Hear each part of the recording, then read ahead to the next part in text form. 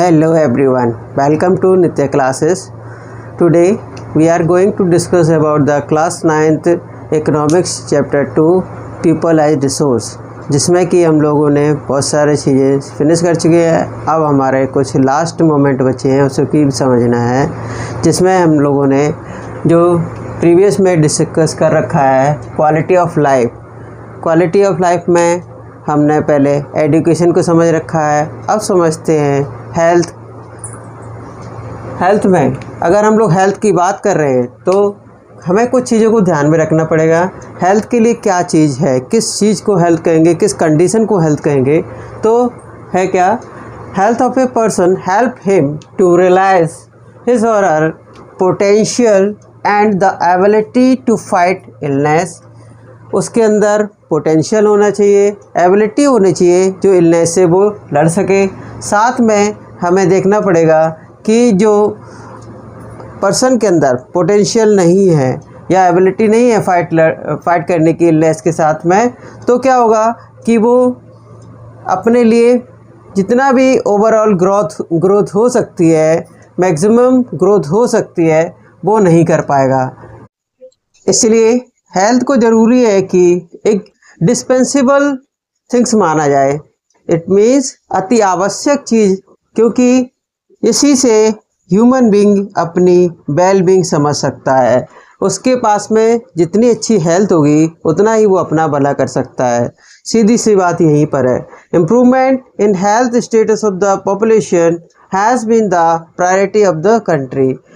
जब से देश में इंडिपेंडेंस आई है उसी समय से जो हेल्थ है वो प्रायोरिटी के तौर पर रखा जाता है। बिकॉज जितने भी हेल्थ की इश्यूज आते हैं उसके वजह से हमारी पॉपुलेशन में वर्किंग कैपेसिटी कम होती चली जाती है। इसलिए हेल्थ को प्रायोरिटी पर रखा है कंट्री ने, और डिफरेंट टाइप की नेशनल पॉलिसीज़ बनाई हैं और इसको जिन पॉलिसीज़ में इस बात का ध्यान रखा गया है कि जो इम्प्रूवमेंट होना चाहिए, लोगों की एक्सेसिबिलिटी हो हेल्थ केयर पर, जिसमें कि हॉस्पिटल या फिर डिफरेंट टाइप की मेडिकल फैसिलिटी जो गवर्नमेंट प्रोवाइड कराती है, वैक्सीनेशन से लेकर के आपकी डिफरेंट बर्थ तक बच्चों की आगे की जितनी डिसीजन से फाइट करने की फैसिलिटीज़। एंड फैमिली वेलफेयर में हम कह सकते हैं उनके रहने के लिए जगह या घर, उनके रोज़गार के लिए जो एम्प्लॉयमेंट प्रोवाइड कराना, साथ में उनके लिए फूड की अवेलेबिलिटी कराना भी फैमिली वेलफेयर का पार्ट है।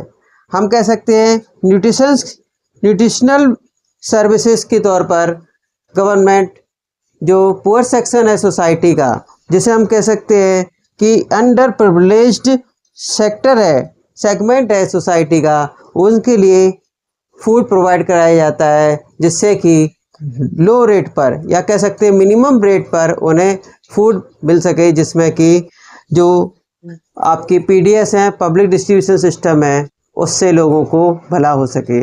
आखिर इसका मतलब क्या है?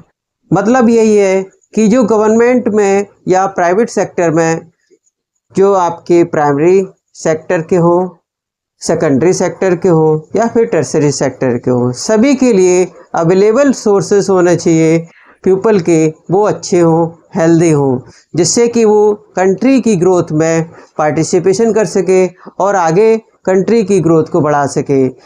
जब भी किसी भी कंट्री की हेल्थ की बात होती है तो 3 चीज़ों को ध्यान में रखा जाता है। पहला है आप उसकी लाइफ एक्सपेक्टेंसी कैसी है, दूसरे नंबर पर आता है कि उसकी इन्फेंट मोर्टेलिटी कैसी है, तीसरे नंबर पर आता है कि वहाँ पर रहने वाले लोग कितने ज़्यादा अपने आप को हेल्दी फील करते हैं या कह सकते हैं बीमारियों से दूर फील कर सकते हैं। तो इसमें हम लोगों के लिए ज़रूरी है कि बहुत सारी चीज़ों को ध्यान में रखें। Birth rate, infant mortality rate या फिर लाइफ एक्सपेक्टेंसी, इन्हीं से हेल्थ को हम जज कर सकते हैं। किसी भी कंट्री की लाइफ एक्सपेक्टेंसी जितनी ज़्यादा होगी उसकी उतनी ज़्यादा हेल्थ केयर अच्छी रही होगी। So now We are going to discuss about the unemployment, the last and the most important topic of this chapter. Unemployment ये हमारा जो क्वालिटी ऑफ लाइफ है उसका थर्ड इम्पॉर्टेंट टॉपिक है और ये हमारे सोसाइटी के लिए भी बहुत इम्पॉर्टेंट माना जाता है। आखिर अनएम्प्लॉयमेंट है क्या? Unemployment is said to be exist when people who are willing to work at the going wages and cannot find job. Meaning बेटे ये है कि अनएम्प्लॉयमेंट हम उस कंडीशन को कह सकते हैं जब लोग काम करना चाहते हैं, एक गोइंग वेजेस जो उनके लिए होनी चाहिए वेजेस, बट उनको कोई भी जॉब नहीं मिलता है, उस कंडीशन को हम लोग अनएम्प्लॉयमेंट कहते हैं। अनएम्प्लॉयमेंट की एक और इम्पॉर्टेंट फैक्टर को याद रख लेना है कि the work force population includes people from age of 15 to 49 years. इसमें जो एज ग्रुप रखा गया है वो 15 साल से 59 साल का रखा गया है। जो 59 ईयर्स से ऊपर वाले पर्सन्स हैं उन्हें हम वर्क फोर्स में काउंट नहीं करते हैं for counting as employed person. हम बात करें तो हमारी चीज़ें तीन सामने आती हैं। पहला है कि लोग काम करना चाहते हो, दूसरा उनकी जो वेजेस है जो उनकी एबिलिटी के अकॉर्डिंग है वो होनी चाहिए, और उन्हें जॉब भी नहीं मिलता है, तब उस कंडीशन को हम लोग अनएम्प्लॉयमेंट कहते हैं। अब हम बात करें एम्प्लॉयमेंट के आखिर कितनी कैटेगरी या कितने टाइप्स हो सकते हैं। हमारे पास में देखा जाए तो हमारी पूरी पॉपुलेशन जो पूरी कंट्री में दो ही प्लेसेस पर रिसाइड करती है। पहला है आपका रूरल प्लेस, दूसरा है अर्बन प्लेस। रूरल प्लेस में देखा जाए तो एम्प्लॉयमेंट दो रीजन से होता है। पहला होता है सीजनल अनएम्प्लॉयमेंट, दूसरा होता है डिस्गस्ड अनएम्प्लॉयमेंट। और अर्बन प्लेस में जो सबसे ज़्यादा अनएम्प्लॉयमेंट देखने को मिलता है वो है एडुकेटेड अनएम्प्लॉयमेंट। हम बात करें पहले सीजनल अनएम्प्लॉयमेंट की। बहुत सारे ऐसे वर्क होते हैं जिसमें कि किसी भी एक एग्रीकल्चरल फील्ड में ज़्यादा लोगों की रिक्वायरमेंट होती है, बट आफ्टर दैट वर्क उनके पास में कोई भी काम नहीं होता है। जब किसी को एक सीज़न के बाद में वो आइडल पड़े रहते हैं, कोई भी वर्क नहीं मिलता है, जॉब नहीं मिलता है काम करने के लिए, तो फिर उस कंडीशन को हम सीजनल अनएम्प्लॉयमेंट कहते हैं, जो कि एक सीज़न के अकॉर्डिंग ही वर्क मिलता है। उसके उस सीज़न के चले जाने पर वो वर्क मिलना बंद हो जाता है। जैसे कि हम बात करें जो लोग किसी भी एक पर्टिकुलर ब्लेज में अगर वूलन का वर्क कर रहे हैं, जो कि आपका विंटर के सीज़न का इम्पोर्टेंट वर्क है या कह सकते हैं एम्प्लॉयमेंट है, तो उन्हें समर के सीज़न में इन प्लेसेस पर वर्क मिलना इम्पॉसिबल है। अब हम बात करें डिस्गस्ड अनएम्प्लॉयमेंट। ये एक स्पेसिफिक कंडीशन है। इसे समझने के लिए कोई भी प्लेस का या कोई भी फैमिली जो कि एक रूरल प्लेस में गांव में रह रही है, वहाँ पर हम बात करें तो कंडीशंस आपको अलग अलग देखने को मिल सकती हैं। पहली कंडीशन हम बात करें तो जैसे कि किसी भी एक फैमिली में 10 पीपल किसी भी एक एग्रीकल्चर फील्ड में वर्क कर रहे हैं। उस एग्रीकल्चरल फील्ड में अगर 10 पीपल वर्क कर रहे हैं और रिक्वायरमेंट वहाँ पर सिर्फ और सिर्फ 5 पीपल की है, उस केस में क्या होगा कि जो भी 5 एक्स्ट्रा हैं, तो एक्स्ट्रा हमारे कितने निकले 5। इन 5 एक्स्ट्रा पीपल का होना या ना होना एग्रीकल्चरल प्रोडक्ट के लिए कोई इफेक्ट नहीं डालेगा।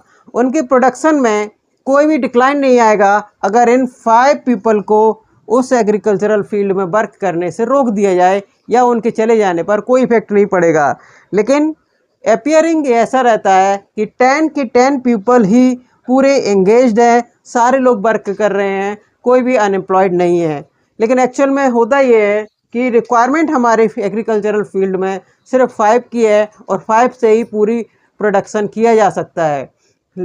लेकिन होता क्या है कि टाइम टू टाइम वो वर्क को शेयर करते रहते हैं और अपीयरिंग ऐसी रहती है जैसे कि सारे लोग एम्प्लॉयड हैं, सारे लोग लगे हुए हैं, लेकिन कोई भी 100% जब लग जाए तो फिर वहाँ पर सिर्फ 5 पर्सन्स की रिक्वायरमेंट है और 5 जो एक्स्ट्रा हैं उनके ना करने से भी फील्ड जो एग्रीकल्चरल फील्ड में प्रोडक्शन हो रहा है वो डिक्लाइन ही नहीं होगा। ऐसी कंडीशन को हम लोग डिस्कस्ड अनएम्प्लॉयमेंट कहते हैं।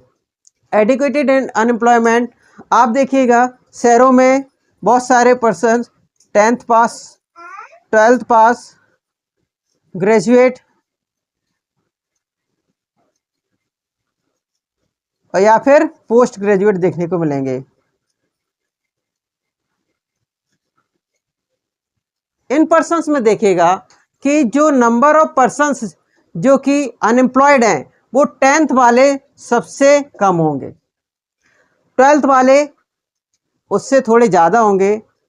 ग्रेजुएट में जो नंबर ऑफ पर्सन्स हैं जो अनएम्प्लॉयड हैं वो थोड़े 10th और 12th से भी ज़्यादा होंगे, लेकिन पोस्ट ग्रेजुएट में आपको और ग्रेजुएट में भी जो पॉपुलेशन है या नंबर ऑफ पीपल हैं जो अनएम्प्लॉयड हैं वो आपको सबसे ज़्यादा देखने को मिलेंगे।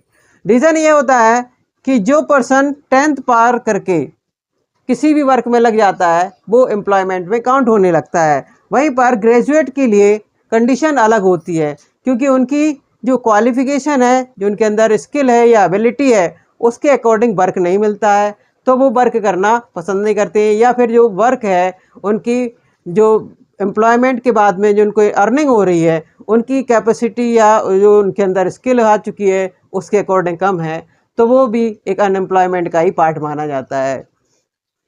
अब हम बात करें कि आखिर इन अनएम्प्लॉयमेंट से इकोनॉमिक कंडीशन पर हमारे देश की क्या इफ़ेक्ट पड़ेगा।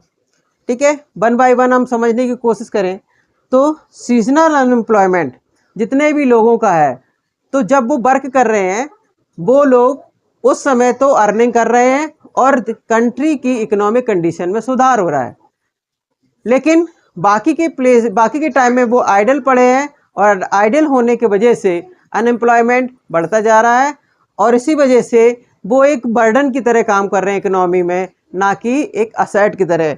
वहीं पर डिस्कस्ड अनएम्प्लॉयमेंट में भी कंडीशन देखने को मिलती है कि लोग जितने हैं पीपल एक रिसोर्स की तरह काम करने चाहिए, वो लोग फील्ड में जा कर के उनकी हेल्प कर रहे हैं, उनके वर्क को शेयर कर रहे हैं, जबकि उनके ना होने पर भी इस पर कोई इफेक्ट नहीं पड़ने वाला है। ठीक है, अब हम बात करें एडुकेटेड अनएम्प्लॉयमेंट की। वो एडुकेटेड अनएम्प्लॉयमेंट आप देखिएगा सबसे ज़्यादा जो भी एडुकेटेड अनएम्प्लॉयमेंट है वो इस तलाश में रहता है कि कोई उनको जॉब मिल जाए, और जॉब नहीं मिलती है तो वो होपलेस होकर के किसी भी तरीके का वर्क नहीं करना चाहते हैं, या उनकी जो एबिलिटी और स्किल है वो डिक्रीज़ होने लगती है। इसकी वजह से वो किसी भी कंट्री के लिए, हम अपने देश की बात करें या उसके दूसरे देशों की बात करें, तो उस कंट्री के लिए जो पॉपुलेशन एक असेट हो सकती है वही पॉपुलेशन का एक वेस्टेज की तरह यूज़ होता जा रहा है, और वो असेट होने के बावजूद भी हमारे लिए एक बर्डन का काम कर रही है, ना ही इकोनॉमिक ग्रोथ में पार्टिसिपेशन कर रही है। एक बर्डन जब हमारी पॉपुलेशन को बढ़ जाता है, यानी कि पॉपुलेशन के तौर पर हमारे पास में बर्डन ज़्यादा होता है, तो इकोनॉमिक कंडीशन हमारी क्रिटिकल होती चली जाती है और हम एक तरीके से डेवलप होने में आगे नहीं हो पाते हैं। और पॉपुलेशन जो हमारे लिए वर्किंग पॉपुलेशन है वो भी वर्क नहीं मिल पाने के वजह से आइडल होती जा रही है और हमारी इकोनॉमी में पिछड़ापन आता जा रहा है, या फिर बैकवर्डनेस आने शुरू हो जाती है।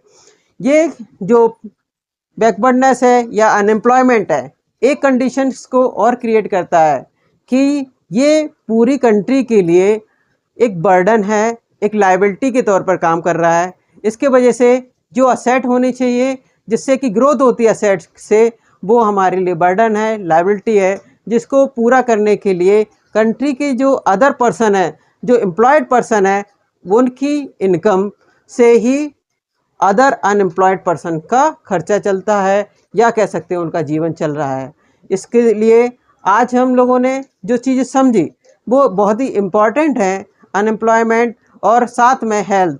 इन दोनों की वजह से ही किसी भी कंट्री की ग्रोथ पॉसिबल है, अदरवाइज़ किसी भी कंट्री की ग्रोथ पॉसिबल नहीं है। जो हमारा तीसरा फैक्टर था जो कि रिलेटेड था क्वालिटी ऑफ लाइफ से, वो था एजुकेशन। इट मीन्स किसी भी कंट्री की अगर आपको इकोनॉमिक कंडीशन को सुधारना है तो फिर हमें वहाँ की एजुकेशन, दूसरे नंबर पर वहाँ की हेल्थ और तीसरे नंबर पर आता है वहाँ का एम्प्लॉयमेंट इम्प्रूव करना पड़ेगा, या अनएम्प्लॉयमेंट को डिक्रीज़ करने के साथ साथ आगे उसमें रिमूव करने की कंडीशन आनी चाहिए। इसीलिए आज के लिए हम लोगों ने जो समझा, जो कि रिलेटेड है हेल्थ से और अनएम्प्लॉयमेंट से, और इससे पहले वाले जो हमने वीडियो में समझा था वो एजुकेशन से रिलेटेड था। ये तीनों फैक्टर हमारी लाइफ को चेंज कर सकते हैं अगर हम इस पर अच्छा वर्क करें। गवर्नमेंट भी बहुत सारी पॉलिसीज़ बनाती जा रही है, लेकिन उन पॉलिसीज़ के कंपैरिजन में हमारी पॉपुलेशन का बर्डन ज़्यादा है। जितनी पॉलिसीज़ बनाई जाती है एम्प्लॉयमेंट की, उसके कंपैरिजन में एवरी ईयर पॉपुलेशन बहुत ज़्यादा इंक्रीज़ होती चली जा रही है, और इसी के वजह से हमारी पॉपुलेशन का लोड हमारे उन पर्सन्स पर पड़ता है जो वर्क फोर्स में काउंट की जाती है या फिर जो एम्प्लॉयड हैं। सो आज के लिए बच्चों इतना ही, और आज हमारे चैप्टर का फिनिश होता है। वैसे तो मैंने आपको बहुत छोटे छोटे वीडियो डाले हैं, लेकिन आने वाले टाइम में ये वीडियोस पूरे एक एक चैप्टर के एक ही वीडियोस में देखने को मिलेंगे। ऐसा आपको देखने के लिए आपको थोड़ा सा सपोर्ट के तौर पर सब्सक्राइब कीजिए इस चैनल को, लाइक कीजिए और शेयर कीजिए उन दोस्तों को जो इससे बेनिफिट उठाना चाहते हैं। आगे आने वाला चैप्टर या जो भी सब्जेक्ट होगा वो आपके लिए और भी ज़्यादा बेनिफिशियल होगा। ठीक है, नेक्स्ट हमारा जो सब्जेक्ट है वो ज्योग्राफी से रिलेटेड होगा, जिसमें कि इंडिया की साइज और लोकेशन का होगा। So thank you and have a nice day.